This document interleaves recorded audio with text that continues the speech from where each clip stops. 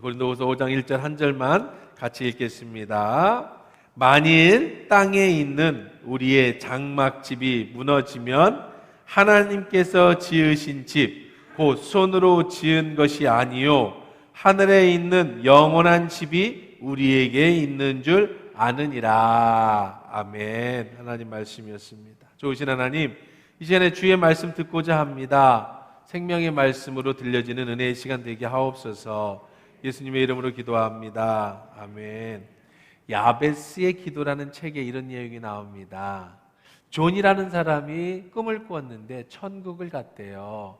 천국을 갔더니 베드로가 이제 천국에 왔다고 천국을 소개해 주더랍니다. 여기는 어떻고 황금길을 거르고 꽃길을 거르고 정말 생각도 못하고 상상도 못했던 꿈꿔보지도 못한 그 아름다운 천국을 다 보여주는데 저쪽 한 곳에 이상하게 생긴 건물이 하나 있는데 창고처럼 빛 쭉 솟아서 유리창도 별로 없고 입구도 조그만한 입구 하나가 있어서 그게 뭘까? 천국하고는 잘 안 어울리는 그런 창고가 있네. 그래서 베드로에게 물어봤답니다. 사도님, 저 창고는 무슨 창고예요? 그랬더니 여기 이렇게 이쁜 거 좋은 거 많은데 왜 저기에다가 신경을 쓰십니까? 그냥 신경 쓰지 마세요. 알아서 좋을 거 없습니다. 그리고 또 다른 데를 구경시켜 주는데 그 순간부터 아름다운 게 잘 안 보여지더랍니다. 그리고 궁금해서 미칠 것 같더래요. 저게 뭐야? 도대체 왜 천국에 저런 창고가 있는 거야? 저 안에 뭐가 들었지? 그래서 저기 부탁인데 난 저거 안 보고는 다른 게 의미가 없어요. 저거 좀 보여주십시오. 그랬더니 베드로가 정말 보고 싶으십니까? 안 보는 게 좋을 텐데요. 아닙니다. 좀 꼭 좀 보여주세요. 그랬더니 그럼 가십시다. 그래서 그 창고에 가서 문을 열었더니 세상에 그 안에는 아름다운 좋은 것들이 선반마다 가득하게 차 있더라는 겁니다. 아니 이렇게 좋은 걸 왜 안 보여주셨어요? 그러고 이렇게 보니까 그 선물 상자 속에는 이름이 다 적혀 있더래요. 그래서 이게 무슨 이름입니까? 그랬더니 이 땅에 살아가는 사람들, 예수 믿는 사람들의 이름이지요. 그래요? 그럼 제 이름도 있습니까? 그랬더니 있습니다. 보여주세요. 그랬더니 안 보는 게 좋을 겁니다. 왜 자꾸 그러십니까? 좀 보여주세요. 그래서 갔더니 존이라고 하는 이름이 적혀 있더래요.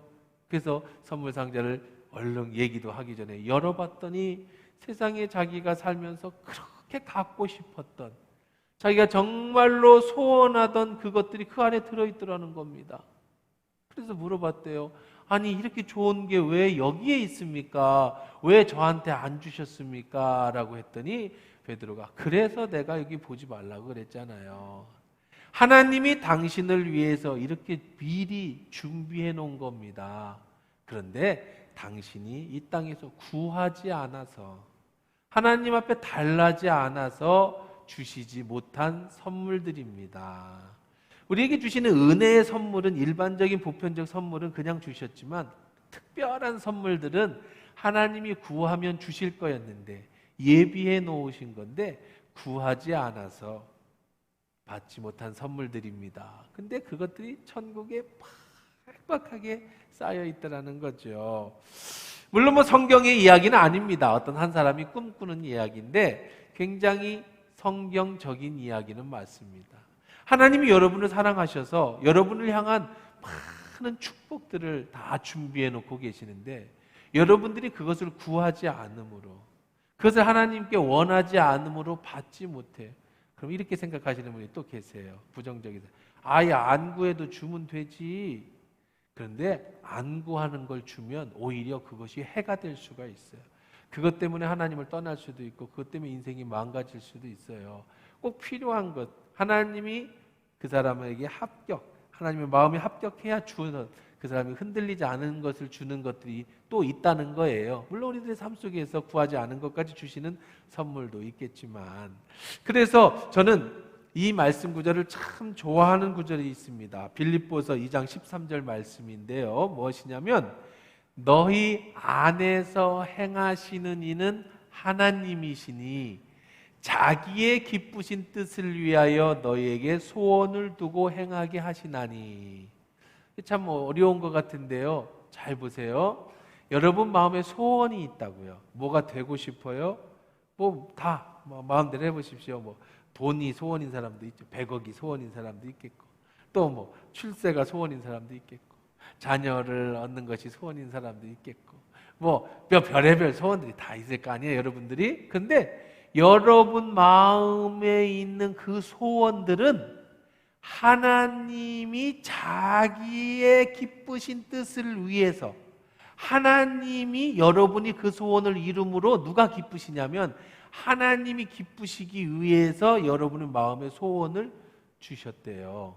그래서 행하신대. 그러니까 지금까지는 내가 원하는 줄 알았는데 그게 아니라 내 마음의 소원이 하나님을 기쁘시게. 예를 들어 볼까요? 자녀를 위해서 오늘 어린이 주일이니까 내 자녀가 잘 되는 걸 위해서 기도했어요. 그랬더니 자녀가 잘 됐어요. 그게 내 소원인데 알고 봤더니 자녀가 잘 돼서 그 자녀가 하나님 앞에 영광 돌리는 삶을 사는 거야. 그 자녀와 우리 가정이 기독교 명문 가정으로 아름답게 세워지는 거야.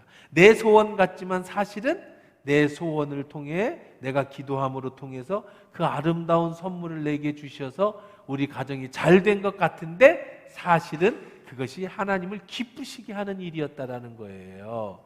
어떤 일은 또 내가 물론 믿는 사람들에게 기준이, 안 믿는 사람들은 이런 건 상관이 없고요. 어떤 사람이 내가 10억, 100억을 꿈꿨어요. 그래서는 안 되지만 하여간 욕심을 부려서 막 소원했더니 하나님이 그것을 주셨어요. 그랬더니 그걸 가지고 선교도 하고 봉사도 하고 있어야지, 선교를 하고 있어야지 교회에 할 거 아닙니까? 예배당도 짓고 주의 일을 막 했어요. 얼마나 기쁜지 몰라. 그런데 내게 그런 물질의 소원을 주고 기뻐하는 것이 사실은 그걸 통해서 하나님의 기쁘신 뜻을 이루는 것이다. 그러니까 여러분이 예수 안에 있으면 여러분에게 어떤 소원이 있을 때 그렇게 기도하세요. 주님, 이 소원을 이루어서 하나님이 기쁘시면 좋겠습니다. 그러면 하나님이 왜 안 주시겠어요? 그렇죠? 하나님이 영광이 되는데 여러분에게 왜 안 주시겠습니까? 요즘 들어서 제게 주신 하나님의 감동이 그거예요. 하나님은 정말 좋은 분이에요. 그래서 하나님은 여러분에게 정말 좋은 것을 주고 싶어요. 여러분 스스로가 자꾸 하나님 앞에서 나는 부끄러워, 받을 자격이 없어, 내가 이런 거, 이렇게 자기들이 자꾸 움츠려들어서 그렇지 하나님은 여러분에게 주고 싶어 하신다고요.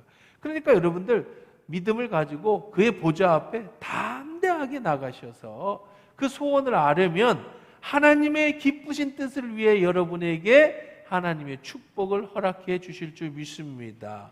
그러니까 제가 금요일 기도회 때 계속 그런 얘기를 좀 강조하고 있지만 좋은 생각을 하셔야 돼요. 그러니까 자꾸 잘 되는 생각을 하셔야 돼요. 이 산을 들어 저 산으로 옮긴다라고 여러분의 마음에 먼저 생각이 들면, 그렇게 기도하면 정말로 현실에서 4차원의 세계에서, 영의 세계에서 꿈꾸는 것이 현실의 세계에서 그대로 이루어지는 것, 이게 믿음인 줄 믿습니다. 그러니까 공짜니까 꿈을 꾸셔야 된다고요. 공짜니까 소원을 가지셔야 된다는 거예요. 여러분, 그러면 제일 좋은 소원이 뭘까?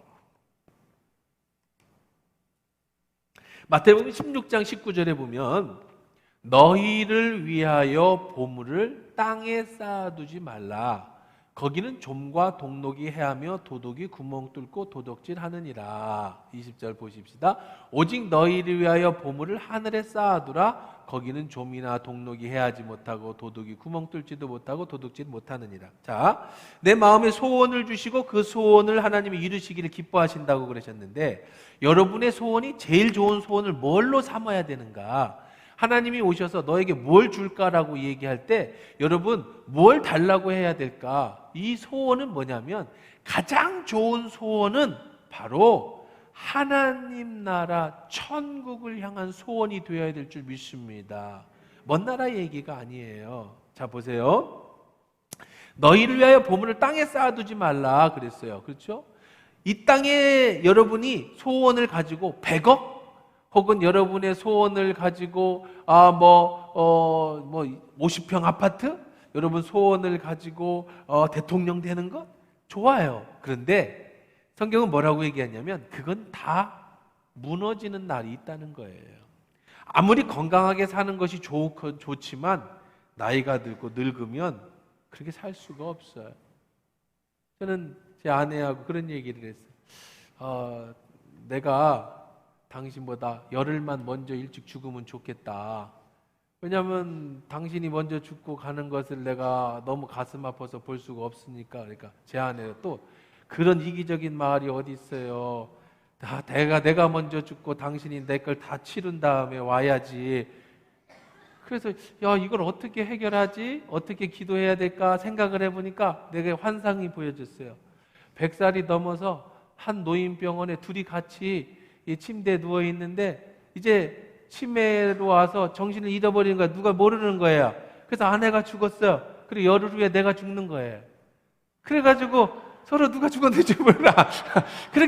그런 환상이 보이더라고요. 그래서 그런 꿈을 꾸면서 기도해요. 하나님, 저의 죽음이 그렇게 되는 죽음이 됐으면 좋겠습니다. 이것처럼 여러분 이 땅의 거는요 다 끝나는 게 있어요. 건강도요, 늙으면은 병들 수밖에 없어. 아무리 기도해도요, 늙어서 병든 거는 고칠 수가 없는 거예요. 왜? 하나님이 정하신 기한이 있으니까. 그리고 이 땅에 100억, 1000억을 만들어도요, 다 놓고 가야 될 때가 있어요. 그래서 이 땅의 것은 도둑이 뺏어가고, 좀이 먹고, 동록이 해야지만, 그런데 정말 우리들의 마음의 소원을 어디다 두어야 되느냐? 그 후에 이루어지는 하나님의 나라, 이 땅의 삶의 장막이 오늘 보면 다시 한번 읽어보십시다. 만일 땅에 있는 우리의 장막의 집이 무너지면 죽는다는 거예요. 하나님께서 지으신 집, 곧 손으로 지은 것이 아니요 하늘에 있는 영원한 집, 어디에 있는 거예요? 그거는 하나님 나라에 있는 것, 그것이 우리에게 있는 줄 아느니라. 그러니까 진짜 소원은요, 최고의 소원은 이 땅에서 이루어지는 게 아니에요. 하나님 나라에서 이루어지는 것, 이것이 최고의 소원인 줄 믿습니다. 그러니까 우리들은 마음에 하나님 나라를 꿈꿔야 돼. 그런데 그 하나님의 나라는요, 죽으면 가는 데가 아니에요. 하나님의 나라는 준비해서 가는 거예요. 많은 사람들이 생각해요. 교회 다니다가 꼴까닥하고 죽으면 하늘나라 가는가 보다. 그거 아니에요. 몰라서 그래요. 그러니까 죽기 전에 예수 믿으면 바로 하나님 나라 가는가? 복잡해지잖아요. 하나님 나라는 예수님이 조금 전에 말씀하신 것처럼 너희의 보물을 하늘에 쌓아두라 그랬잖아요. 여기에서부터 하나님 나라를 준비해서 가는 거예요. 이 땅에 노후를 대책을 준비하듯이 우리는 하나님 나라를 준비해서 가는 거지 그냥 갔더니 있는 게 아니더라고요. 자, 우리가 건물을 지을 때는 청사진을 먼저 그립니다. 요즘 말로는 설계를 하죠. 자, 보세요. 4차원의 세계와 현실의 세계 금요기도회 때 제가 그런 설교를 많이 했어요. 지금 말씀을 드리는데 제가 쉽게 설명을 해드려 볼게요. 여기 빈 땅이 있어요. 그러니까 건물을 지을 거예요. 그럼 건물은 언제 완성이 되냐면요, 건축주의 마음에서부터 완성이 되는 거예요. 딱 보세요. 마음에 여기다가 5층 건물을 올려야지 라고 마음의 소원을 가질 때 이 건물은 완성이 되는 거예요. 자, 내가 건물을 짓고 싶은 마음의 소원을 가졌어요. 근데 나는 건물을 지을 수 있는 방법이 없어요. 기술도 없어요. 그래서 저는 누구를 찾아가냐면 설계사를 찾아갑니다. 그럼 설계사에게 내 마음의 그림을 이야기해 줍니다. 저는 이런 건물을 짓고 싶습니다. 이미 건물은 내 마음에 그려져 있어요. 그럼 건축 설계사는 그 사람의 이야기를 듣고 자기가 가진 기술로 이제 건물의 그림을 그립니다. 층이 높고 클수록 설계 도면이 많아지겠죠. 문은 이렇게 낼까요? 네. 햇빛은 이렇게 들어오면 좋겠습니다. 자, 우선 먼저 나무로 지을까요? 벽돌로 지을까요? 아니면 콘크리트로 타설을 할까요? 아니면은 조립식으로 지을까요? 재정에 맞춰서, 자기 형실에 맞춰서 이야기하면 이제 그림을 그려줍니다. 그러면 이제 청사진, 이제 그 도면도가 탁 나오면 그 다음에 이 도면을 보고 하나씩 하나씩 순서대로, 지붕을 먼저 지을 수가 없어요. 땅부터 파고 건축을 하고 하나씩 하나씩 해서 마침내 내 건축주가 마음에 품고 있던 이 건물이 현실이 되어지는 거죠. 이게 영적인 믿음의 세계의 도식이에요. 먼저 여러분의 마음의 상상으로 4차원의 여러분의 영적으로 이런 마음의 소원을 그리면 이것이 이제 설계사를 만나고 이제 건축사를 만나서 마침내 건물이 그려지는, 제일 시작은 청사진부터, 그래야 무엇을 어떻게 올려야 될지를 알지요. 천국에 대한 소망을 여러분 속에 마음에 두셨다면 내가 가야 될 천국, 이 땅의 장막이 무너지면 영원한 집이 있다라는 사실, 그러면 내 마음속에 하나님 나라를 꿈꾸고 그것을 준비해요. 그러면 이제 여러분들이 그 청사진을 보고 이 땅에서 하나님 나라를 짓는 거예요. 마침내 여러분이 예수님이 오시고 혹은 죽어서 예수님을 만나면 내가 지은 집에 들어가는 거예요. 천국은 그렇게 준비해서 가는 거지 죽었더니 가더라, 이 땅에서 내 마음대로 내 욕심대로 막 살다가 죽었더니 가보니까 거기에 또 내 집이 있더라, 거기에 그런 것은 아니라는 거지요. 자, 그러면 이제 이번 주부터 회복이라는 주제로 말씀을 드렸습니다. 어디서 무엇을 회복해야 하는가? 자, 먼저 무엇을 회복해야 되느냐? 코로나로 인해서 우리는 무엇을 잃어버렸느냐?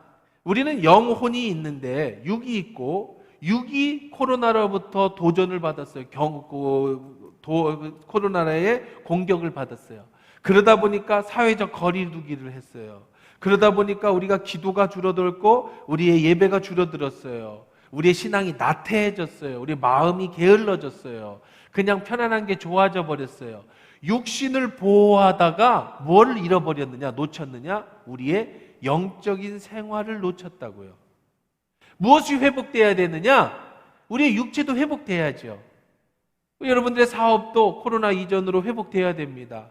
여러분의 건강도 코로나 이전으로 회복돼야 됩니다. 육체도 회복돼야 되겠지만 정말 우리가 회복해야 될 것은 바로 하나님 나라, 영적으로 회복되어져야 돼요. 아까 말씀드린 것처럼 죽어서 가는 게 아니라 준비돼서 가는 나라, 하나님 나라를 준비하면 오히려 이 땅에서 하나님이 여러분에게 복을 주시는 거죠. 왜? 그 나라를 준비하라고. 하나님 나라를 준비하라고 물질도 주시고, 하나님 나라를 준비하라고 건강도 주시고, 하나님의 나라를 준비하라고 가정도 회복시켜줘요. 그래서 먼저 그의 나라와 의를 구하면 이 모든 것을 주시겠다. 내 사랑하는 자여, 내 영혼이 잘 되는 것처럼 범사가 잘 되게 하겠다. 무엇이 먼저 회복되어야 되느냐? 여러분의 신앙이, 하나님 나라에 대한 소망이 먼저 회복되어야 된다. 그래서 이제 앞으로 회복하게 하소서라는 말씀으로 이제 시리즈로 캠페인을 벌일 텐데, 오늘은 첫 시간 무엇이 회복되어야 되느냐? 여러분의 신앙이 회복되어야 된다. 하나님 나라의 소망이 회복되어져야 된다. 자, 그 다음에 두 번째는 뭐겠어요? 어디서 회복해야 되는가? 여러분, 땅에 건물을 지으려면 내 땅에다가 지어야 돼요. 아무리 청사진을 그리고 건축업자가 와서 의리의리한 집을 졌는데 어느 날 땅 주인이 나타났어. 여보시오, 이거 왜 남의 땅에 이게 뭐요? 다 허물어요. 빨리 치워서 원상복귀 시켜 놓으시오. 그러면 뭐가 되는 거예요? 다 무너지는 거예요. 여러분이 꿈꾸었던 게 다 무너져. 이단에 빠진 사람들, 죽으라고 이 땅에서 이단 어떤 교주를 위해서 해봐야 그건 유효하지 않아요. 그거는 말씀에 근거한 터에 세워진 게 아니에요. 그럼 어디다가 여러분의 청사진을 그려야 되는가? 어디에 집을 져야 하는가? 바로 마태복음 오늘 아까 6장 19절 20절에 있는 것처럼 영혼은 하나님 나라에 도덕이 행하지 못하는 곳에 지어야 된다 그랬어요. 그러면 그곳이 어디냐? 바로 하나님 나라는 교회의 터 위에 세워지는 거예요. 교회라고 하는 터 위에 신앙과 믿음의 건물이 세워지고 그곳이 바로 하나님 나라에 세워지는 겁니다. 어디에다가 지을 것이냐, 신앙이 어디서 회복할 것이냐, 바로 교회에서 회복되어야 된다는 거예요. 교회에 대해서 모르니까 사람들이 코로나 시대에 많이 교회를 떠나게 된 거예요. 코로나가 한국교회 3분의 2를 잃어버렸어요. 교회의 기반이 흔들렸어요. 사람들은 이렇게 생각합니다. 하나님이 어디나 계시는데 집에서 텔레비전으로 예배드린다고 하나님이 안 계셔?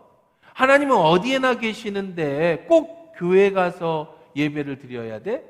하나님은 어디에나 계시는데 내가 헌금을 내는데 교회에다 낼 필요가 있어? 나는 텔레비전으로 예배를 드리고 헌금은 기아대책이나 아니면은 가난한 사람들 구제하는 데다 할 거야. 그런다고 천국에 못 가? 예수님은 내 안에 계시는데 나는 예수를 믿는데 이렇게 생각하는 오해를 가져왔어요. 아까도 말씀드렸지만 하나님의 나라는 교회 위에 세워지는 거예요. 교회라고 하는 신앙의 공동체, 터 위에 하나님 나라가 세워지고 여러분의 신앙이 세워지는 거지, 교회를 떠나서는 여러분의 모든 것이 헛겁니다. 반드시 다 무너지게 되어져 있어요. 왜 그럴까요? 왜 교회입니까? 그것이 근거가 뭡니까? 자, 여러분, 조금 똑똑한 사람은 이렇게 얘기하죠. 어디나 교회 아닙니까? 어디든지 예배하는 사마리아인에게 말씀하신처럼 내가 어디에 있든지 장소가 중요한 것이 아니니까 뭐 신령과 진정으로 예배하면 그곳이 교회다. 그 다음에 조금 더 똑똑한 사람들은 학자들은 유튜브 보면 또 이렇게 얘기를 합니다. 교회라는 게 신약시대에 생겨난 거지. 구약시대는 성전의 개념이 있었는데 교회와 성전은 다른 거야. 그럼 구약시대 사람들은 그 하나님 나라를 꿈꾸지 못했다는 얘기야? 뭐 이렇게까지 얘기를. 여러분, 그렇지 않아요. 그런 얘기에 여러분 현혹되지 마세요. 유튜브에 잘못된 말들에 여러분 넘어가지 마십시오. 조금 아는 척하면서 여러분의 영혼을 잡아먹는 일이 늑대들이 유튜브에 얼마나 많은지 몰라요. 성경을 바로 알아야 합니다. 왜 교회가 우리의 신앙의 터전이냐면, 왜 교회를 떠나서는 모든 것이 헛된 거냐면요, 성경은 모든 것이 교회로부터 왔다라고 얘기를 합니다. 자, 그러면 신약시대와 구약시대의 교회를 한번 살펴볼게요. 교회가 뭔지. 자, 먼저 교회는 예수 그리스도의 피값으로 베드로의 신앙 고백 위에 세워졌다고 말씀을 드렸습니다. 마태복음 16장 16절에 바요나 시므나 내가 복이 있다. 너의 신앙 고백 위에 내 교회를 세우리니 음부의 권세가 이기지 못하리라. 베드로의 신앙 고백 위에 교회가 세워졌습니다. 그러면 구약시대에는 교회가 없었느냐? 자, 구약은 신약의 그림자예요. 상징이에요. 구약의 교회는 무슨 교회로 상징하고 있느냐면, 이스라엘 백성이 애굽에서 종을 살았어요. 430년 동안. 그럴 때 하나님은 모세라는 사람을 통해서 이스라엘 백성을 출애굽, 탈출을 시킵니다. 그들의 목적지는 어디예요? 최종 목적지는 가나안입니다. 근데 바로 가나안으로 가지 않았어요. 왜 바로 가지 않았느냐? 생각을 해보세요. 430년 종 살던 사람들, 그들의 머릿속엔 온통 종이라고 하는 사상이 들어있어요.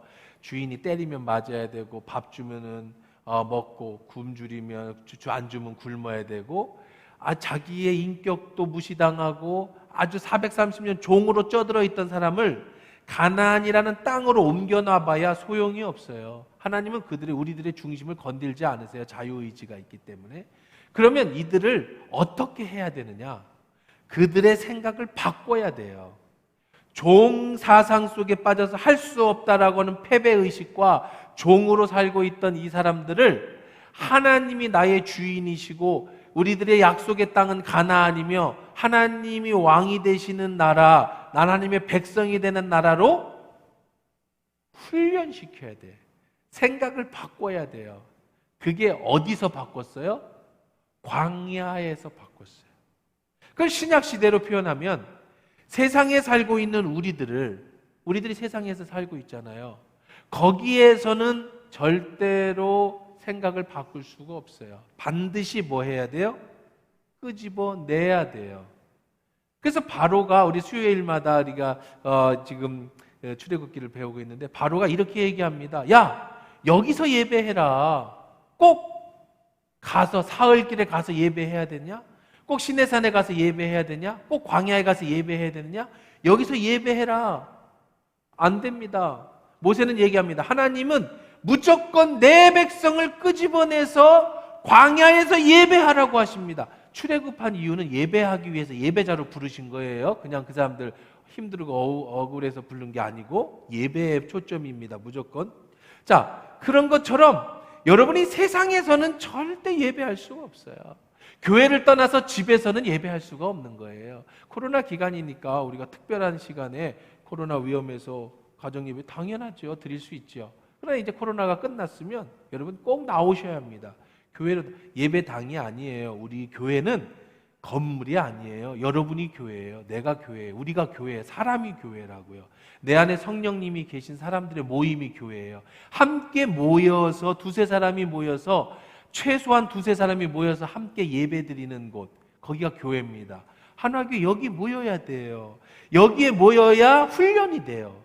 여기 모여야 천국을 꿈을 꿀 수 있어요. 여기 모여야 하나님 나라를 준비할 수 있어요. 광야에서는 안 되는 거예요. 반드시 에클레시아, 그들을 불러내야 된다는 겁니다. 그 다음에 어디로 가야 되는 거예요? 최종 목적지는 마침내 가나안에 들어가. 그 가나안에 들어가는 중간에 강이 하나가 있어요. 무슨 강?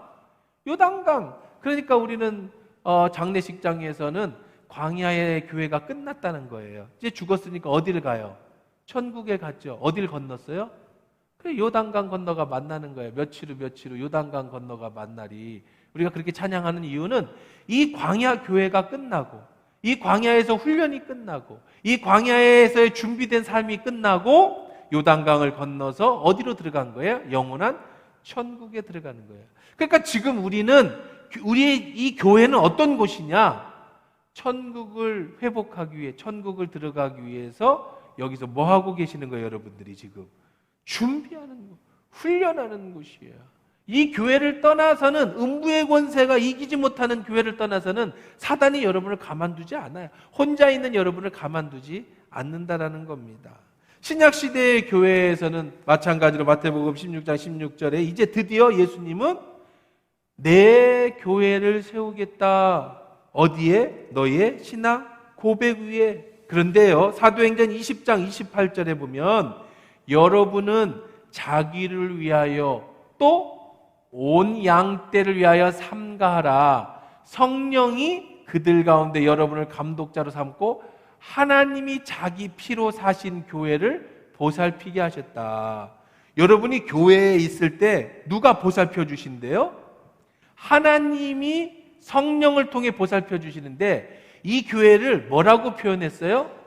하나님이 자기 피로 사신 교회. 하나님의 피로, 예수님의 피가 아니라 하나님 본인의 피로 샀다고 고백을 해요. 그러니까 하나님의 피로 사신 이 교회에서 천국을 준비하는 거지, 교회 밖에는 구원이 없어요. 다시 말씀드리지만 교회 밖에는 어디에도 구원이 없어요. 오직 교회 안에만 구원이 있습니다. 우리는 누구와도 타협할 수가 없어요. 코로나가 교회에 대해서 사람들을 흔들어 놓고 교회 밖에도 구원이 있을 것처럼, 혼자 예배드려도 구원이 있을 것처럼, 다른 어떤 모임에도 구원이 있을 것처럼, 어떤 선교단체에도 구원이 있을 것처럼, 그렇지 않습니다. 오직 교회 밖에는 구원이 없어요.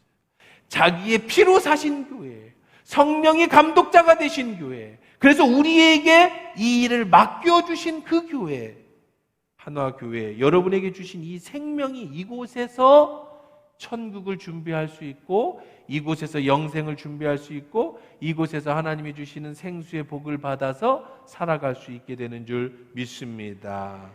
청사진을 펴보면 크게 5장의 청사진이 있어요. 바로 어떻게, 그러면 오늘은요 첫 번째 날 시간이니까 어디서 무엇을 회복할까? 어디서? 교회에서 무엇을 회복해요? 하나님 나라를 회복하는 거예요. 그러면 교회에서 어떻게 회복할까? 무엇을 어떻게 회복할 건가?